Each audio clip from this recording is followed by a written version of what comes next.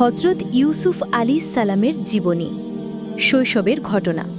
হজরত ইউসুফ আলাইহিসসালাম ছিলেন হজরত ইয়াকুব আলাইহিসসালামের পুত্র। ইয়াকুব আলাইহিসসালামের অনেক সন্তান ছিল, কিন্তু তিনি ইউসুফ আলাইহিসসালামকে বিশেষভাবে ভালোবাসতেন। একদিন ছোট ইউসুফ আলাইহিসসালাম স্বপ্নে দেখলেন সূর্য, চাঁদ আর 11টি তারা তাকে সিজদা করছে। তিনি এই স্বপ্নের কথা তার পিতা ইয়াকুব আলাইহিসসালামকে বললেন। পিতা বুঝলেন এটা আল্লাহর পক্ষ থেকে এক বিশেষ বার্তা। তিনি বললেন, বাবা, এ স্বপ্ন তোমার ভাইদের কাউকে বলো না, তারা তোমার প্রতি হিংসা করবে।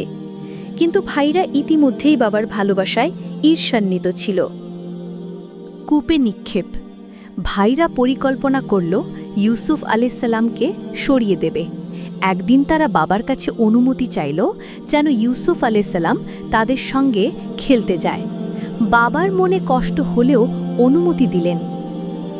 তারা সুযোগ পেয়ে ইউসুফ আলাইহিসসালামকে একটি গভীর কূপে ফেলে দিল। তারপর বাবার কাছে গিয়ে কাঁদতে কাঁদতে বলল, বাবা, আমরা দৌড় প্রতিযোগিতা করছিলাম, আর এইদিকে নেকড়ে এসে ইউসুফকে খেয়ে ফেলেছে। তারা মিথ্যা প্রমাণ হিসেবে ইউসুফের জামায় ভেড়ার রক্ত মাখিয়ে আনল, কিন্তু ইয়াকুব আলাইহিসসালাম বুঝলেন এটা মিথ্যে।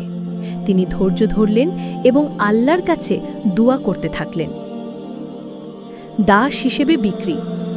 কিছুদিন পর এক কাফেলা এসে সেই কূপ থেকে ইউসুফ আলাইহিসসালামকে বের করে নিল।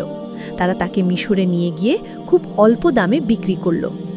মিশরের আজিজ অর্থাৎ মন্ত্রী ইউসুফ আলাইহিসসালামকে কিনে নিলেন এবং তার স্ত্রীকে বললেন, এ বালককে সম্মানের সঙ্গে রাখো, হয়তো এ আমাদের কাজে লাগবে, কিংবা আমরা তাকে দত্তক নেব।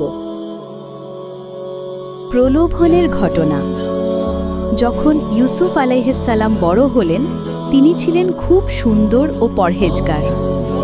আজিজের স্ত্রী তার প্রতি আকৃষ্ট হলেন। একদিন তিনি দরজা বন্ধ করে ইউসুফ আলাইহিসসালামকে প্রলুব্ধ করলেন। কিন্তু ইউসুফ আলাইহিসসালাম সঙ্গে সঙ্গে আল্লাহকে স্মরণ করে বললেন, আমি আল্লাহর আশ্রয় চাই। তিনি আমাকে যে সম্মান দিয়েছেন আমি তা নষ্ট করতে পারি না। তিনি পালানোর চেষ্টা করলেন, আর তখন দুজনের মধ্যে জামা ছিঁড়ে গেল। এই ঘটনা ধরা পড়ে গেল। অবশেষে প্রমাণ হল ইউসুফ আলাইহিসসালাম নির্দোষ। কারাগারে যাত্রা। তবুও গুজব ছড়িয়ে পড়ল, আর সমাজের চাপে আজিজের স্ত্রী সিদ্ধান্ত নিলেন ইউসুফ আলাইহিসসালামকে কারাগারে পাঠানো হবে। কারাগারে ইউসুফ আলাইহিসসালাম অনেক কয়েদিকে ইসলামের দাওয়াত দিলেন। একদিন তার দুই সহবন্ধী স্বপ্ন দেখে তার কাছে ব্যাখ্যা চাইল। ইউসুফ আলাইহিসসালাম আল্লাহর পক্ষ থেকে স্বপ্নের ব্যাখ্যা দিলেন। কিছুদিন পর মিশরের রাজাও এক অদ্ভুত স্বপ্ন দেখলেন, 7টি মোটা গাভীকে 7টি রোগা গাভী খেয়ে ফেলছে, আর 7টি শুকনো শস্য 7টি সবুজ শস্যের সঙ্গে রয়েছে। রাজা ইউসুফ আলাইহিসসালামকে স্বপ্নের ব্যাখ্যার জন্য ডাকালেন। ইউসুফ আলাইহিসসালাম বললেন, এটি অর্থনীতির সংকেত। 7 বছর প্রচুর ফসল হবে, আর পরের 7 বছর ভয়াবহ খরা আসবে।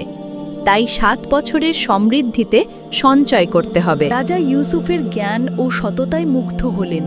তিনি তাকে মিশরের খাদ্য ভাণ্ডারের দায়িত্ব দিলেন। ভাইদের সঙ্গে পুনর্মিলন। খরা শুরু হলে ইয়াকুব আলাইহিসসালামের সন্তানরা খাদ্য সংগ্রহের জন্য মিশরে এলো।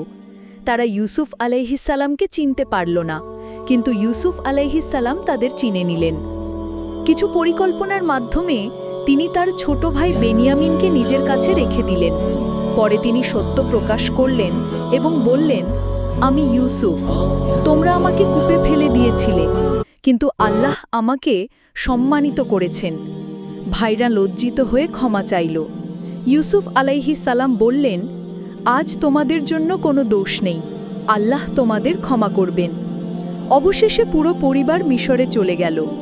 ইউসুফ আলাইহিসসালামের সেই শৈশবের স্বপ্ন পূর্ণ হল। তার পিতামাতা ও ভাইরা তার সামনে সিজদায় নত হলেন, সম্মানের সিজদা যা সে যুগে অনুমোদিত ছিল।